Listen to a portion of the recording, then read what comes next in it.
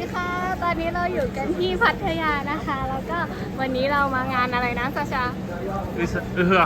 ฮะคือของงานเป็นเหมือนงานขึ้นปีใหม่ของคนยาคุดนะคะค่ะปีที่แล้วเราก็จัดกันที่นี่เหมือนกันมิชาก็มานะปีที่แล้วแต่ว่าอยู่ในท้องตอนนี้ก็คือมิชาอยู่ไม่นิ่งเลยปีนี้มีคนมาเยอะมากนะคะประมาณกี่คนนะซาชา200 คนอันนี้ก็คือกำลังเข้าแถวเข้างานกันอยู่นะคะลงทะเบียนเข้างานเดี๋ยวอีกแป๊บนึงเดี๋ยวหรือจะพาไปดูบรรยากาศภายในนะคะว่าวันนี้เขาจะมีกิจกรรมอะไรกันบ้างแล้วก็คนจะมาเยอะแค่ไหนนะคะ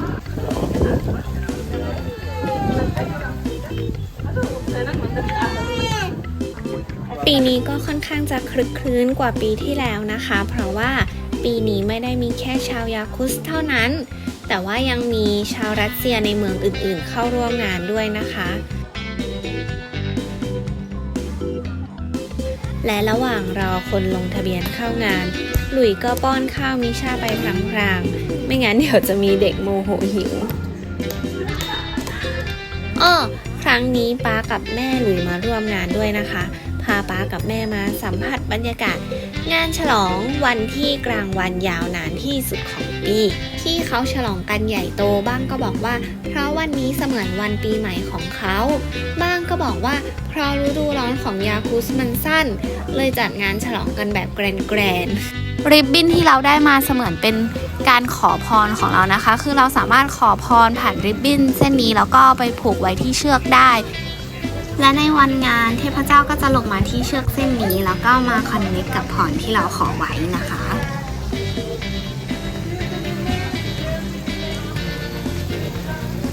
โฮมุสรสชาติเหมือนมักกะลีมาผูกไว้ตรงนี้นะคะแล้วก็อันนี้คือ Special Wish นะคะเดี๋ยวเรามาดูว่าข้างในมันเขียนว่าอะไรโอ้โห Special Wish จริงๆนะคะอ่านไม่ออกว่าแปลว่าอะไรเดี๋ยวไปถามซาชาอีกทีนึงว่าแปลว่าอะไรไปเราเข้าไปดูข้างในงานกันМиша, да? Миша. Полина. А это Полина. Меня зовут Полина. По-тайски как поздороваешься, Полина? По-тайски поздоровайся.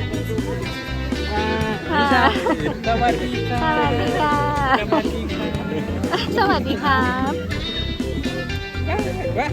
ในงานมีของเล็กๆน้อยๆจากยาคุสขายด้วยนะ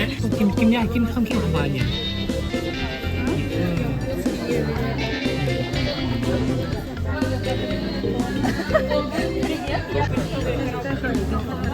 这是不是饭？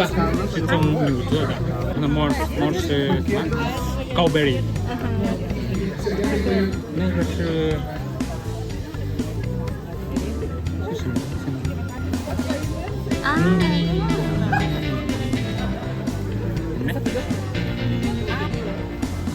อันนี้หลุยไม่แน่ใจว่าหลุยเคยเล่าหรือยังคือคนรัสเซียส่วนใหญ่และชาวต่างชาติอย่างหลุยเนี่ยก็จะเรียกชนเผ่านี้ว่าคนยาคุสแต่ว่าพวกเขาจะเรียกตัวเองว่าซาคา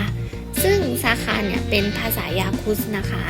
และจากที่ได้สัมผัสมาผู้คนก็ภูมิใจในความเป็นซาคามากๆเลยด้วยกิจกรรมนี้เป็นเหมือน break the ice นะคะก็คือเป็นการจับเวลาแนะนำตัวถ้าหมดเวลาแล้วเราก็จะต้องแนะนำตัวเองกับคนถัดไป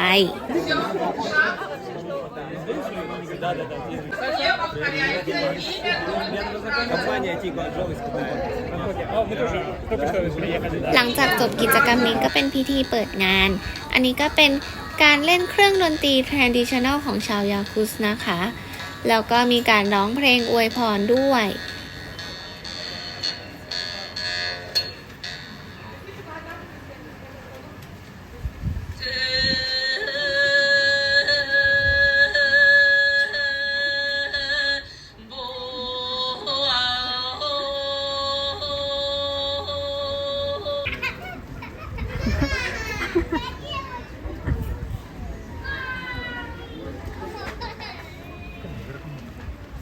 Qu'est-ce Qu'est-ce Tusko. Tusko. Onlar bar jarım bilin bar seyakti turan tamutun deden bilin kallan diye kariye kayın. O dedi. Onun ekibinde her zaman Erogulan แล้วก็อันนี้เป็นการขอพลังงานจากธรรมชาติจากแสงอาทิตย์นะคะ Güğe'de Ken Kafka son durumda bulunduğu yer. İyi olarak kesketledi. Fadıkta ve evi son duyan. Atas tapır bulun. Ketes tapır bulun. ส่วนอันนี้คือยาคุดเทียโฟกแดนซ์ไม่แน่ใจว่าภาษายาคุดออกเสียงว่าโอซุไคหรือเปล่านะคะ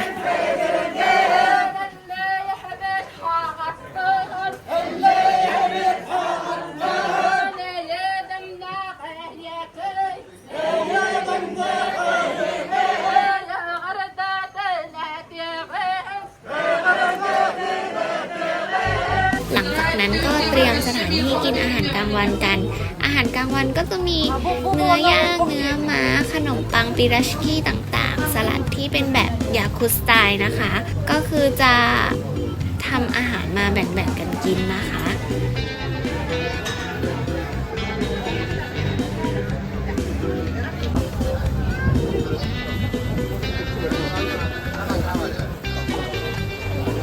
ช่วงเวลาระหว่างกินอาหารกลางวันก็จะมีโชว์ต่างๆให้ดูด้วย แล้วก็มีโชว์เครื่องแต่งกายแบบชาวยาคุสด้วย เราไปดูพร้อมกันเลยค่ะ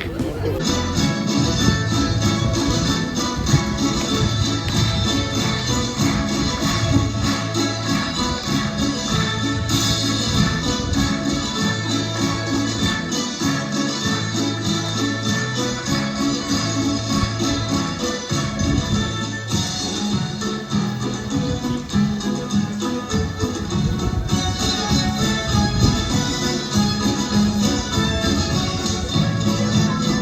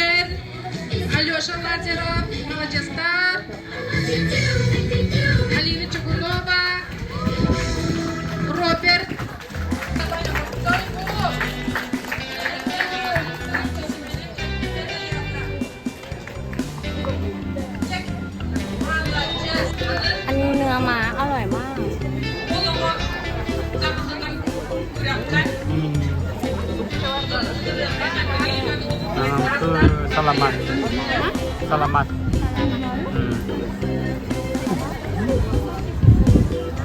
สลามัดหอมนะ ยังสั่ง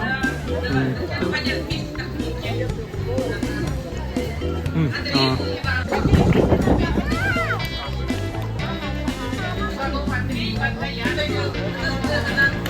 พอกินอิ่มแล้วก็กลับห้องไปนอนเล่นกับมิชาแล้วก็กล่อมมิชานอนกลางวันนะคะ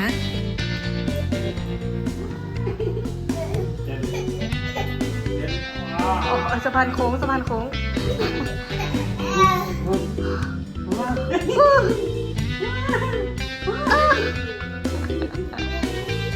ตั้งไข่แล้วค่ะมิชา8 เดือนตั้งไข่แล้วมิชายืนเองได้แล้วนะยืนเองได้หรือยังลูก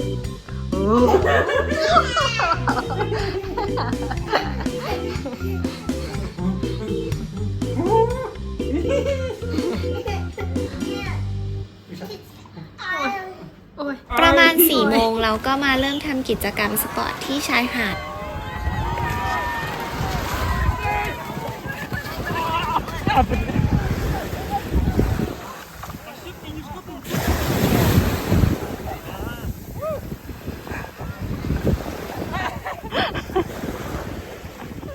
มาตอนสุดท้ายใช่ไหม เห็นอยู่ มาตอนสุดท้ายใช่ไหม มาตอนสุดท้ายอะไร มาคนสุดท้าย ขับซาไกก็คือสาขาเวสลิงสไตล์นะคะ ดูไปดูมาสนุกเฉยเลย แต่ก็แอบไม่กล้าให้ซาชาไปเล่นนะ เพราะว่ากลัวซาชาเจ็บ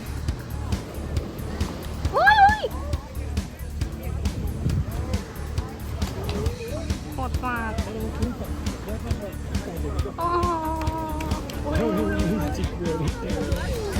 เตะได้ ข้อเท้า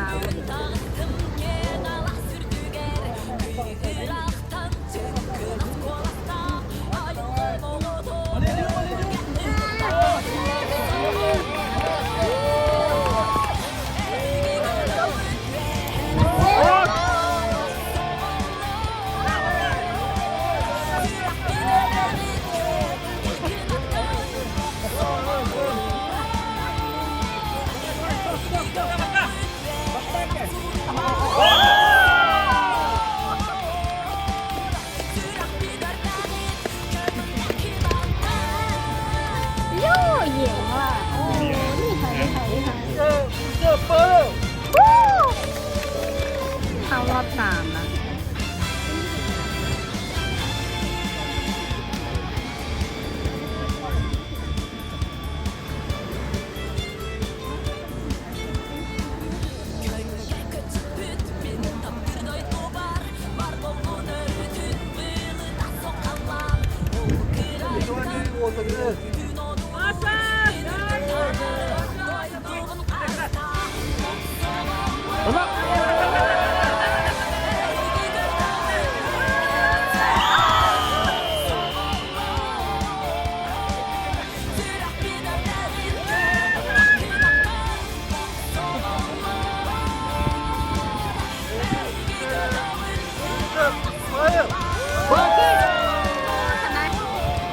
อันนี้แข่งกันเอาที่3นะคะที่3 Sama, Andrei, sama.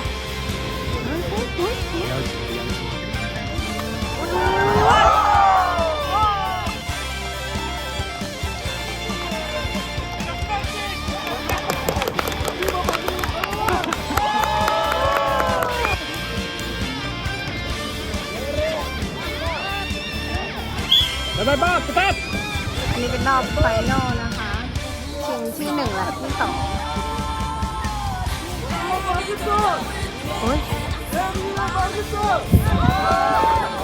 เชฟเป็นประชานะปลาขาวแดงปลาขาวแดง Bye-bye!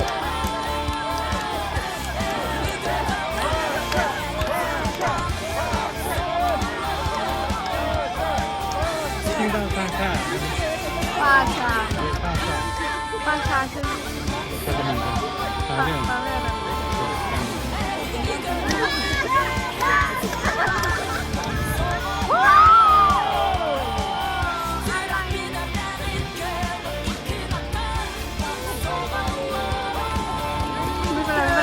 ที่สอง ถัดมาก็เป็นแข่งกระโดดไกลของผู้หญิง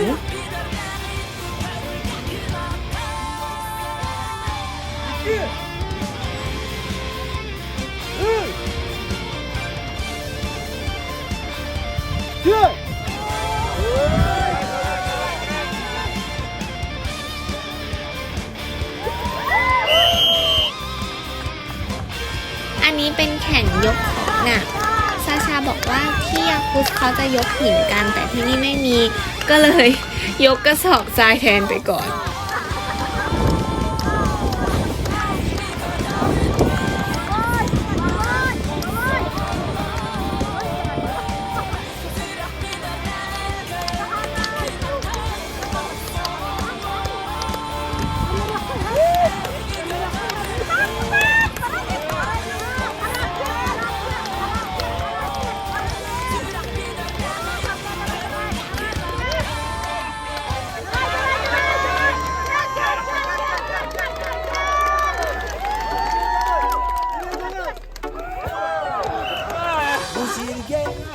พอแข่งเสร็จเขาก็จะเต้นเซอร์โคแดนซ์กันอีกรอบหนึ่งนะคะ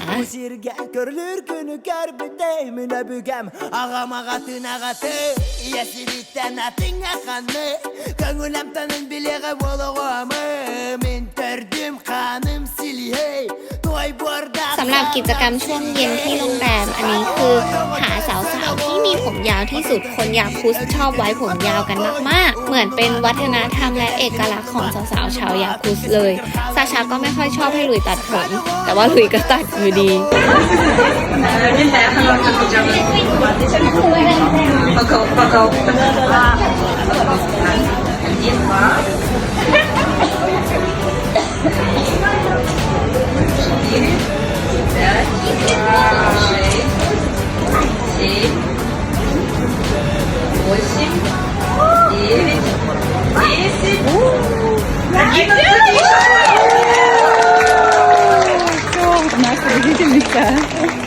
อันนี้คือมาสเวสลิงนะคะ จริงๆก็ยังมีประกวดสาวงามยาคุสด้วยนะ แต่หลุยไม่ได้ถ่ายมาเพราะว่ากลับห้องไปดูนิชา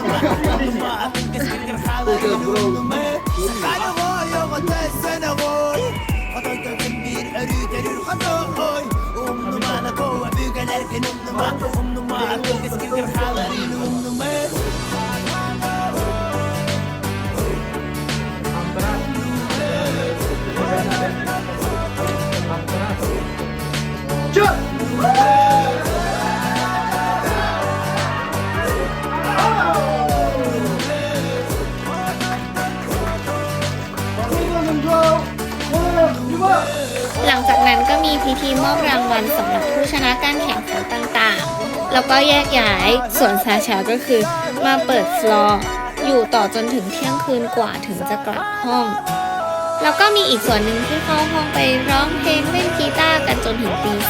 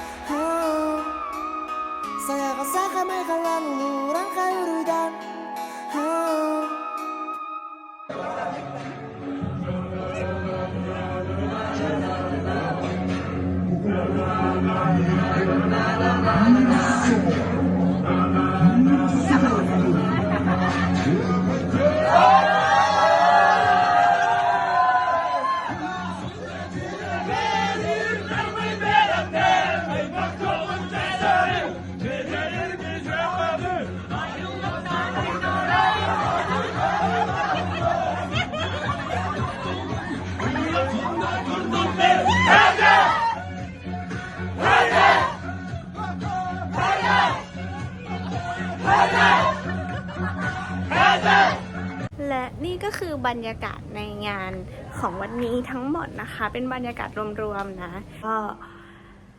ถึงเวลาพักผ่อนของเราแล้ว ปีที่แล้วที่หลุยมาแล้วก็บอกว่าถ้ามีโอกาสก็จะพาไปดูบรรยากาศที่ยาคุสนะคะ ปีนี้ก็คือยังไม่มีโอกาสได้ไปสักทีไม่รู้จะได้ไปปีไหนนะคะ ก็ฝากทุกคนติดตามและเป็นกำลังใจให้หลุยด้วยนะคะ หวังว่าปีหน้าจะได้ไปดูงานใหญ่ๆที่ยาคุสจริงๆนะ ไปแล้วบ๊ายบาย ตอนนี้หลุยก็อาบน้ำเสร็จเรียบร้อยแล้วนะคะ แล้วก็มิชาก็หลับแล้ว แต่ว่ายังได้ยินเสียงคนกระโดดสระน้ำอยู่เลยนะ เดี๋ยวจะลองออกไปดูว่าใช่ซาชาหรือเปล่า เพราะซาชายังไม่เข้าห้องเลย ก็คือไม่ใช่ซาชานะคะ ซาชาน่าจะอยู่ฝั่งนู้น น่าจะกำลังเต้นแล้วก็ร้องเพลงกับเพื่อนๆอยู่นะคะ ไม่เป็นไร คืนนี้จะปล่อยให้สนุกสนานให้เต็มที่นะคะ เดี๋ยวดิฉันจะดูลูกเอง โอเค เดี๋ยวพรุ่งนี้จะพามิชาไปว่ายน้ำก็ตอนนี้ก็ขอตัวไปนอนก่อนนะคะ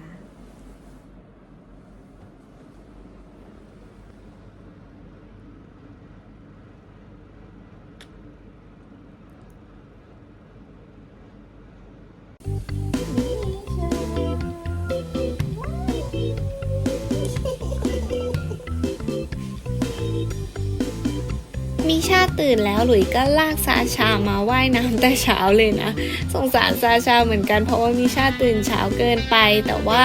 เมื่อวานซาชาก็ไปสนุกทั้งวันแล้ววันนี้ก็เลยต้องสนุกกับลูกบ้างเนอะ